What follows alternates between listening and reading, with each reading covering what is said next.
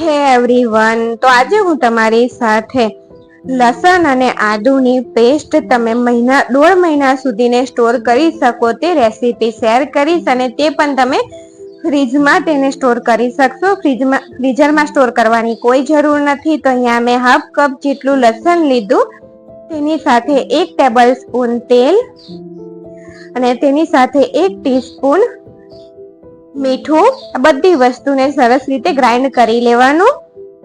તો ગ્રાઇન્ડ કરી અને આ રીતની આપણી સરસ પેસ્ટ બની અને તૈયાર થઈ ગઈ છે. અને તમારે એરટાઇટ ડબ્બામાં ભરી અને નીચે ફ્રીજમાં રાખવાની, અને તે કાચની બોટલમાં રાખવાની. બને ત્યાં સુધી તમારે કાચની બોટલમાં જ તેને રાખવાની, અને એરટાઇટ હોય તેવી રાખવાની, એટલે સ્મેલ ના આવે. અને અહીંયા આદુની પેસ્ટ બનાવી દઈએ.